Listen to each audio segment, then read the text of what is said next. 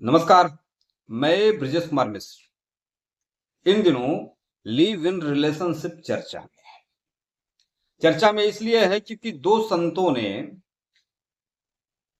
प्रेमानंद और अनुरुद्धाचार्य ने, live in relationship पर कठोर टिप्पणी की। तो जब लिव इन पर कठोर टिप्पणी की तो हमारे देश की मीडिया में काफी ज्यादा उसके प्रति आक्रोश आया। और वो लोग जो लिव इन में रह रहे हैं, अश्लीलता के समर्थक हैं, भारतीय संस्कृति सभ्यता की विरोधी है, उन लोगों ने इस लिव इन रिलेशनशिप का पर जो टिप्पणी बाबाओं ने की, संतों ने की, उस पर उन लोगों ने अपनी अपनी क्या कहते हैं कुंठा को व्यक्त किया। लेकिन मैं आज एक मामला बता रहा हूं। छिंदवाड़ा से एक मामला आज चर्चा में आया है कि एक लड़का और एक लड़की, एक नाबालिग लड़की थी, 17 वर्षीय लड़की थी और 21 वर्ष का लड़का था। दोनों लिव इन में रह रहे थे। जहां पे रह रहे थे वहां पे झूठ बोला कि हम भाई बहन हैं। लड़की गर्भवती होती है, हॉस्पिटल में बच्चे को जन्म देती है, बच्चे का मृत्यु हो जाता है। और इधर युवक जो था 21 वर्षीय, वो फांसी लगा लेता है। ये तो थी घटना लिव इन की। अब इस पर दो पहलू आते हैं। एक तो लिव इन कितना गलत है, इसको जस्टिफाई करना भारतीय संस्कृति सभ्यता को के खिलाफ है, परिवार व्यवस्था के खिलाफ है। एक महिला तो कह रही थी ये टेस्ट ड्राइव है, शादी से पहले टेस्ट ड्राइव करना चाहिए, और इससे समाज में जो विकृति आएगी वो संभाला नहीं जाएगा। ये पश्चिमीकरण के चक्कर में भारतीय संस्कृति सभ्यता को बर्बाद किया जा रहा है, टेस्ट ड्राइव किया जा रहा है।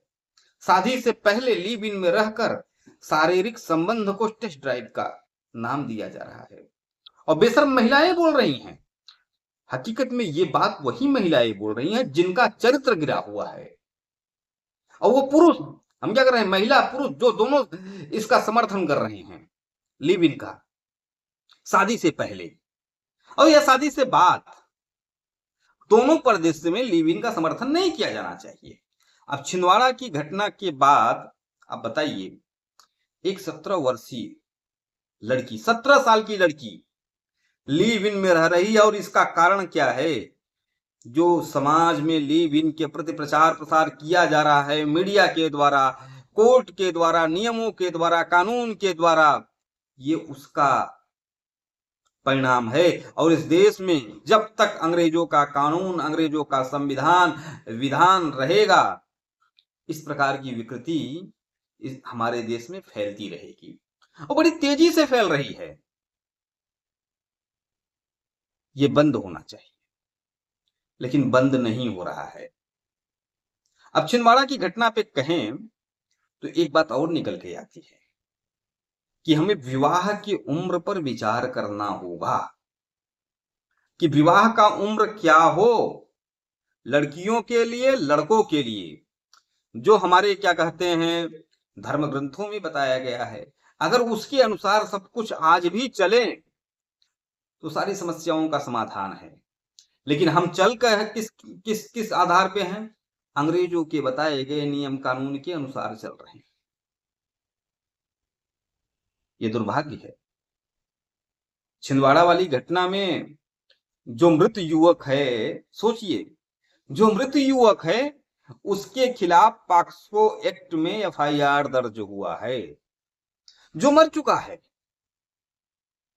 लिव इन में थे, दोनों सहमति से थे, वो लड़की गर्भवती हुई, कोई दुष्कर्म नहीं हुआ था, लेकिन लड़के के ऊपर आरोप लगा कि भाई उसने नाबालिग लड़की का शोषण किया।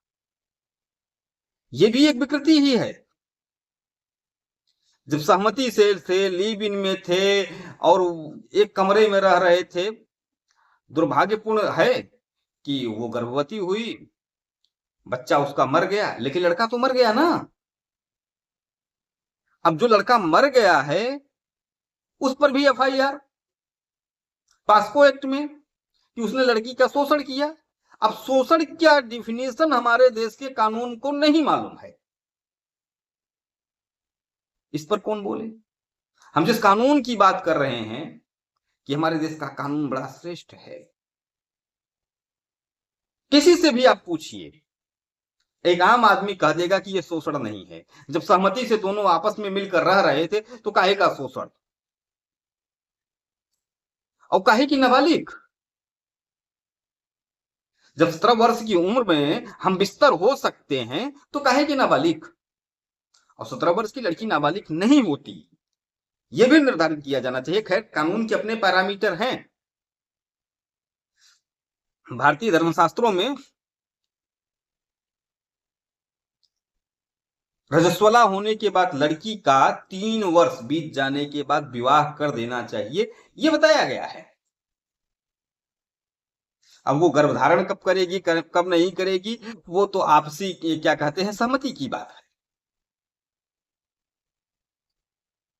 लेकिन हकीकत में हम आजाद तो हो गए हैं, लेकिन अब भी हम गुलाम हैं।